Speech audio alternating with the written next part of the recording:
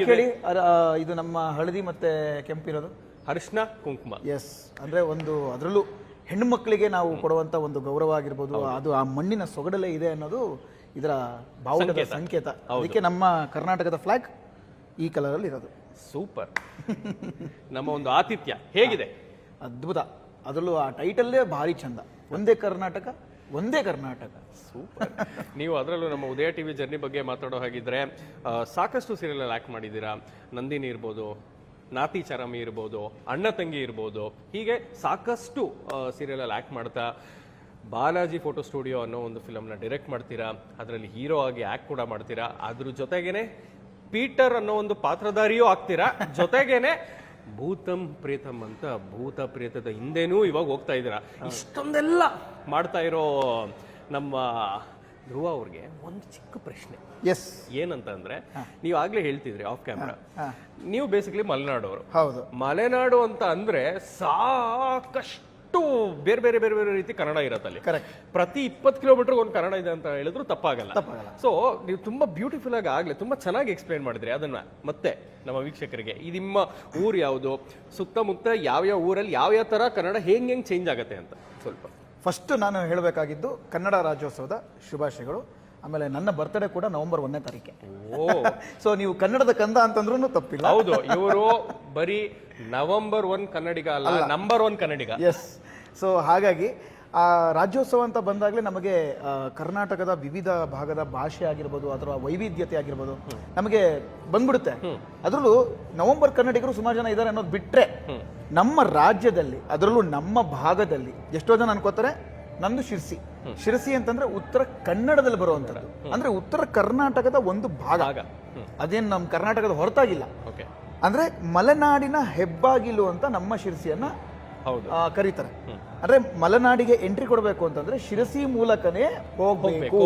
ಹಾಗಾಗಿ ಅದನ್ನ ಶಿರಸಿ ಮಲೆನಾಡಿನ ಹೆಬ್ಬಾಗಿಲಾಗಿದೆ. ಅಂದ್ರೆ ಉತ್ತರ ಕನ್ನಡಕ್ಕೆ ಮಲೆನಾಡಿಗೆ ಸ್ವಾಗತ ಅನ್ನೋ. ಶಿರಸಿಲಿ ಒಂದು ಭಾಷೆ, ಅದೇ ಶಿರಸಿಯ ಭಾಷೆ. ಶಿರಸಿಯಿಂದ ನಾವು ಒಂದು ಸ್ವಲ್ಪ ದೂರ ಹೋದ್ರೆ ಸಿದ್ದಾಪುರ, ಸಾಗರ, ಶಿವಮೊಗ್ಗ. ಇನ್ನು ಈ ಕಡೆ ಬಂದ್ರೆ ಘಟ್ಟದ ಕೆಳಗಡೆ ಇಳಿದ್ರೆ ಕುಮಟ, ಹೊನ್ನಾವರ, ಅಂಕೋಲ, ಕಾರವಾರ. ಇನ್ನು ಕಾರವಾರ ದಾಡ್ತು ಅಂತಂದ್ರೆ ನೀವು ಹೋಗ್ತಿರಲ್ಲ ಯಾವಾಗಲೂ ಗೋವಾ, ಅಲ್ಲಿ ಹೋಗ್ಬಿಡ್ತೀರ.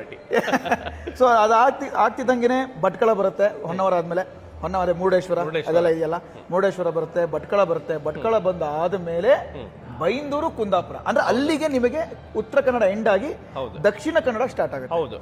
ಈ ಎಲ್ಲಾ ಒಂದೊಂದೊಂದೊಂದು ಪ್ರಾಂತ್ಯದಲ್ಲೂ ಒಂದೊಂದು ಭಾಷೆ ನಿಮಗೆ ಬೇರೆ ಬೇರೆ ಆಗ್ತಾ ಹೋಗುತ್ತೆ. ಅಂದ್ರೆ ನಿಮ್ಮ ಭಾಷೆಯಲ್ಲೇ ನೀವು ಘಟ್ಟದ ಮೇಲೆ ಅವರ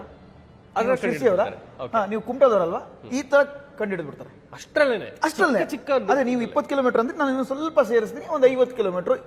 ಅಲ್ಲಿಂದ ಒಂದು ಹತ್ತತ್ರ 25-30 ಕಿಲೋಮೀಟರ್ ಅಲ್ಲಿ ಇಂಟ್ರೊಡಕ್ಷನ್ ಆಗೋಗುತ್ತೆ. ಯಾಕಂದ್ರೆ ನಮ್ಮಲ್ಲಿ ಈಗ ಸಿದ್ಧಿ ಜನಾಂಗ ಅಂತ ಇದೆ, ಉತ್ತರ ಕನ್ನಡದಲ್ಲೇ ಯಲ್ಲಾಪುರದಲ್ಲಿ ಇರುವಂತದ್ದು. ಕೊಂಕಣಿ ಬರುತ್ತೆ. ಆ ಕೊಂಕಣಿ ಮರಾಠಿ ಮಿಕ್ಸ್ ಮಾಡ್ಕೊಂಡು ಒಂದು ಕನ್ನಡ ಮಾತಾಡ್ತಾರೆ. ಅದಂತೂ ಕೇಳೋಕೆ ಅದ್ಭುತವಾಗಿರುತ್ತೆ. ಈಗ ನೀವು ಸಲಾಗದಲ್ಲಿ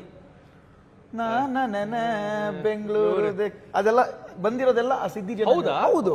ಸೊ ಈ ಪ್ರಾಂತ್ಯ ಅಂದ್ರೆ ನಮ್ಮ ಮಲೆನಾಡಿನ ಪ್ರಾಂತ್ಯದಲ್ಲಿ ಈಗ ನೀವು ಶೃಂಗೇರಿ ಅಂದ್ರಿ, ಕೊಪ್ಪ, ನನಗೊಂಥರ ಇನ್ನೊಂದು ತವರ ಮನೆ ಇದ್ದಂಗದು. ಹೌದು. ನಾನಂತೂ ಯಾವಾಗ್ಲೂ ಬರ್ತಾ ಇರ್ತೀನಿ ನಮ್ಮೂರ್ಗೆ ಹೋದಂಗೆ.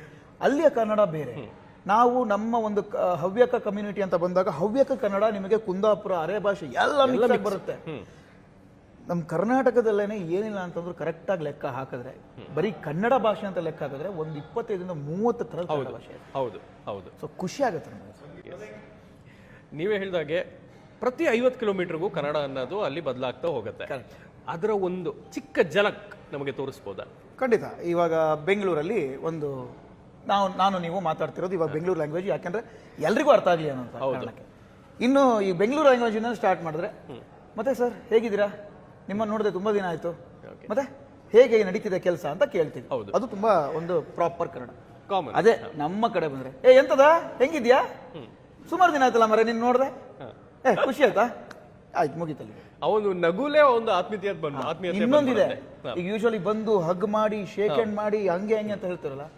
ಯಾವ್ದೋ ನಾವು ಒಂದ್ ಕಡೆ ಸಿಗ್ತೀವಿ ಅಂತಂದ್ರೆ ನೀವು ನಿಮ್ಮನ್ನ ಕೇಳ್ತೀನಿ, ಬಾಬಾ ಕೇಳಿದ್ ನಾವು ಮಾತಾಡ್ಸಿದ್ದೆ, ಮುಗೀತು. ಹೌದು. ಸಿಕ್ಕಾಪಟ್ಟೆ ಒಂದು ಖುಷಿಯಾಗೋ ವಿಚಾರ ಏನಕ್ಕೆ ಅಂತ ಅಂದ್ರೆ ಬೇರೆ ಬೇರೆ ಏನು ಮಾತಾಡೋದಿರಲ್ಲ, ಬಂದೆ ಮಾತಾಡ್ತೀನಿ. ಆರಾಮಿದ್ದೀರಾ ಮತ್ತೊಂದು ಅದೆಲ್ಲ ಬೇರೆ ಸೆಕೆಂಡ್ರಿ, ಅದು ನಿಂತ್ಕೊಂಡು ಮಾತಾಡೋದು. ಎಲ್ಲೋ ಒಂದು ಫಂಕ್ಷನ್ ಅಲ್ಲೋ ಅಥವಾ ಹಿಂಗೆ ಮಾತಾಡ್ಸಿದೆ ಮುಗಿತಲ್ಲಿಗೆ, ಅಷ್ಟೇ ಮುಗೀತು ಅಷ್ಟೇ. ಅಷ್ಟೇ. ಓ ಅಂದಿ, ನಮ್ ಕಡೆ ಹವ್ಯಕ ಅಂತ ಬಂದಾಗ ಓಹ್ ಬಾವೋ ಅಂದಿ, ಅತೇ ಅಂದಿ, ಮುಗೀತಲ್ಲಿಗೆ. ಓಕೆ, ಅಂದ್ರೆ ಅರ್ಥ ಏನು, ಮಾತಾಡ್ಸಿದೀನಿ ಮುಗೀತು, ಮತ್ ನಾನು ನಿಮ್ಮನ್ನ ನೋಡ್ದೇ ಇರೋ ತರ ಹೋದೆ, ಅದೇನು ಹೇಳ್ಬೇಡಿ. ಏನು ಅಂದ್ರೆ ಬರೋದು ಇಲ್ಲ. ಅವ್ನು ಮಾತಾಡ್ಸಿದ್ನ ನನ್ಗೆ, ಏನ್ ಮಾತಾಡ್ಸ್ದ, ಜಸ್ಟ್ ಹಾಯ್ ಅಂದ, ಅದೇ. ಸೊ ಹಂಗೆ ಇನ್ನು ಉತ್ತರ ಕರ್ನಾಟಕ ಆ ಕಡೆ ಎಲ್ಲ ಹೋದ್ರೆ ಇದು ಏನದು ಮಂಗೆ ನನ್ನ ಮಗನ ಹೆಂಗದಿಯೋ ಅದೆಲ್ಲ ಬರುತ್ತೆ. ಇನ್ನು ಮಂಗಳೂರು ಕಡೆ ಹೋದ್ರೆ ಎಂತದೆ ಬ್ಯಾವರ್ಸಿ ಹೆಂಗಿದ್ಯಾ ಇದೆಲ್ಲ ಬರುತ್ತೆ. ಹೌದು, ಅವ್ರ ಆತ್ಮೀಯತೆನೇ ಹಾಗೆ. ಎಸ್, ಅದು ಬೈಗುಳ, ಆ ಬೈಗುಳದಲ್ಲಿ ಪ್ರೀತಿ ಎಲ್ಲದೂ ಇರುತ್ತೆ. ಸೊ ನಮ್ ಕಡೆ ಮಂಗ, ಆಮೇಲೆ ಏನಂತಾರೆ ಹುಚ್ಚ, ಈ ತರದೆಲ್ಲ ಅನ್ನೋದೆಲ್ಲ ಒಂಥರ ಬೈಗುಳ ತುಂಬಾ ಚಂದವಾಗಿ ನಮಗೆ ಬರುವ. ಹೌದು, ಅದು ಮನಸ್ಸಿಂದ ಬರುವಂತ. S S. ಮಲ್ನಾಡ್ ಅಂತ ಅಂದ್ರೆ ಅವರ ಮನಸ್ಸು ತುಂಬಾ ಚೆನ್ನಾಗಿದೆ, ಅವ್ರ ಮನಸ್ಸಿಂದ ಮಾಡೋ ಅಡುಗೆನೂ ತುಂಬಾ ಚೆನ್ನಾಗಿದೆ ಅಂತ ಕೇಳ್ಪಟ್ಟಿದ್ದೀನಿ. ಈಗ ನಿಮ್ಮ ಮಲ್ನಾಡ್ ಶೈಲಿಯ ಯಾವ್ದಾದ್ರು 7 ಹೆಸರನ್ನ ನೀವು ಹೇಳಿ ಒಂದು ಲೈನಲ್ಲಿ ಆ ಒಂದು ಖಾದ್ಯನ ನೀವು ವರ್ಣಿಸ್ಬೇಕು. ನಿಮ್ಮ ಹತ್ರ ಇರೋದು 30 ಸೆಕೆಂಡ್ ಟೈಮು. 3, 2, 1 ಶುರು ಆಗ್ಲಿ. ತೆಳ್ಳವು ಅದೊಂಥರ ನೀರು ದೋಸೆ ಇದ್ದಂಗಿರುತ್ತೆ. ಇನ್ನೊಂದು ನಮ್ ಕಡೆ ತೊಂಬುಳಿ ಅಂತ ಮಾಡ್ತಾರೆ, ಅದನ್ನ ಹೇಳಕ್ ಹೋದ್ರೆ ಎಲ್ಲದೂ ಮುಗ್ದೋಗ್ಬಿಡುತ್ತೆ ನಿಮಗೆ. ಇನ್ನು ಪ್ರತಿಯೊಂದು ಒಂದು ಏನಂತಾರೆ ಎಲೆ ಮತ್ತೊಂದರಲ್ಲೂ ಪಲ್ಯಗಳನ್ನ ನಾವು ಮಾಡ್ತೀವಿ. ಇನ್ನೊಂದು ಸಾರು ಅದೆಲ್ಲ ನಮ್ಮ ಮಸಾಲೆ ಪದಾರ್ಥಗಳಲ್ಲೇ ಜಾಸ್ತಿ ಇರುತ್ತೆ. ಇನ್ನು ಹಪ್ಪಳ ಸಂಡಿಗೆ ಅಂತ ಬಂದಾಗ ಇನ್ನು ಸ್ವೀಟ್ಸೇ ನಾವು ತುಂಬಾ ಮಾಡ್ತೀವಿ. ಅದರಲ್ಲೂ ನಿಮಗೆ ಬೇಜಾನ್ ವೆರೈಟಿ ಇದೆ. ಯಾವ್ದ್ಯಾವ್ದಿದೆ? ಸೊ ಹೆಸರು ಬೇಳೆ, ಮತ್ತೊಂದು ಮಗದೊಂದು, ಬಾಳೆಹಣ್ಣು ಕೂಡ ಬಿಡಲ್ಲ, ಪೇರ್ಲೆಹಣ್ಣು ಕೂಡ ಬಿಡಲ್ಲ, ಎಲ್ಲಾನು ಮಾಡ್ತೀವಿ. ಸೊ ಹಂಗ್ ನೋಡ್ಕೋದ್ರೆ 7 ಅಲ್ಲ 70 ಹೇಳಿದ್ರು ಕಡಿಮೆ. ಒಂದೇ ಕರ್ನಾಟಕ ಇದೇ ಭಾನುವಾರ ಸಂಜೆ 6ಕ್ಕೆ.